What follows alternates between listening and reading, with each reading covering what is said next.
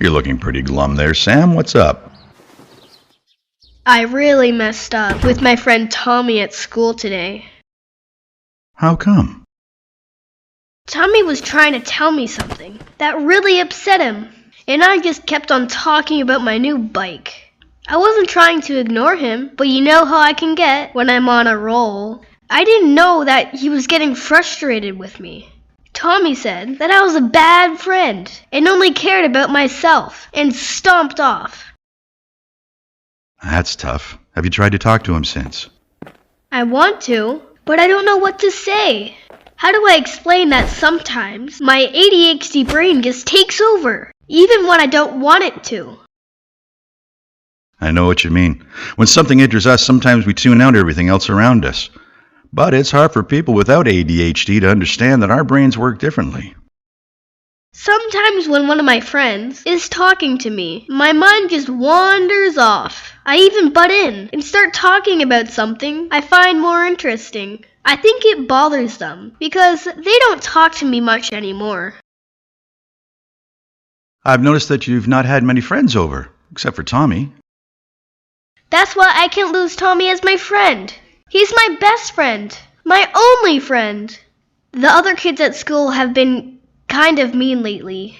They say I'm weird and call me a baby because I'm too silly and still get really upset about stupid things. They don't want to play with me at recess or be in a group with me. How long has this been happening? Since last year, just before summer. Oh, Sam, why didn't you tell us?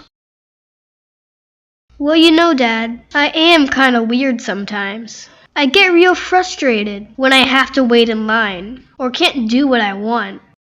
And remember when I got into trouble 2 times last year for that impulse thing that I have? You mean when you're impulsive and don't stop to think before you're doing something? That's it. Remember when I pushed Melissa out of the way and called her a bad name when I was running to the bus and Principal Smith made me apologize? And then a while later, I got upset when I struck out in baseball and threw the bat.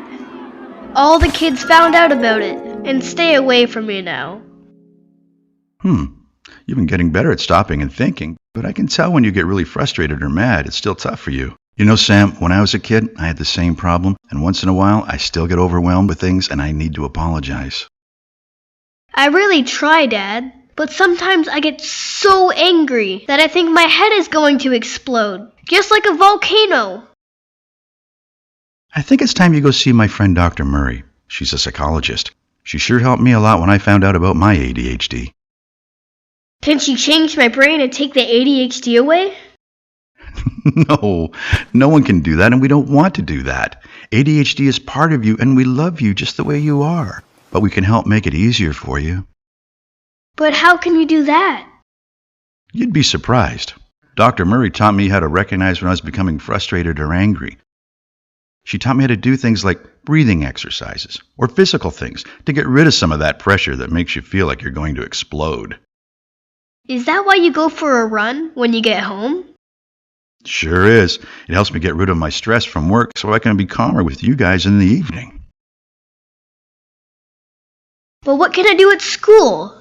That's when it gets me into the most trouble. Maybe we could talk to your teacher and the principal. You know, I had some trouble with this sort of thing at work a long time ago, and it helped to talk to my boss. What could he do? Well, after he and I talked, he was able to understand my brain a bit better. I also talked to everyone at work and explained that I don't mean to be rude and butt in when they're talking or pick up on their signals. Signals? Yeah. People give other people signals about how they're feeling. They smile when they're happy, or they frown and scrunch up their face when they're frustrated or angry. Sometimes they cross their arms when they want you to go away, or lean towards you when they're interested in what you were saying. I don't think I notice those things much. Sometimes my teacher, Miss Moretti, stares at me kind of strange when I'm talking in class. It makes me think that I missed something. She was probably trying to let you know with the look on her face that you were doing something wrong. People with ADHD are not usually too good at picking up on those kinds of signals.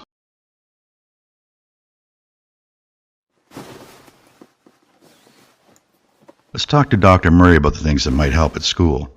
But first, we're going to call Tommy's mom to see if we can go over and you can tell him that you're sorry about what happened earlier today.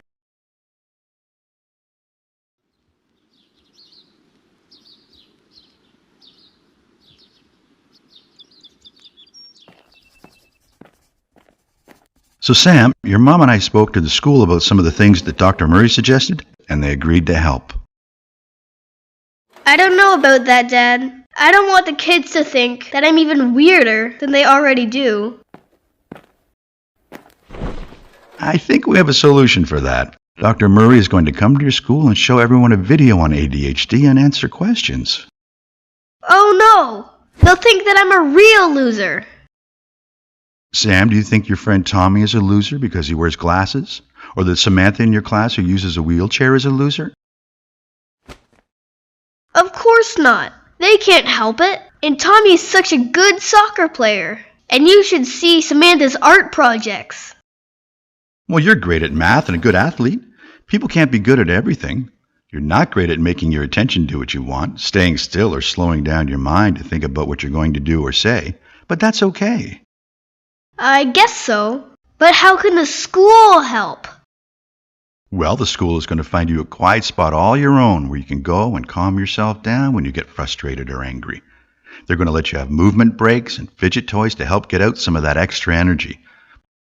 Plus, your mom and I, with your teacher, are going to help you learn and practice picking up on those special signals that people send.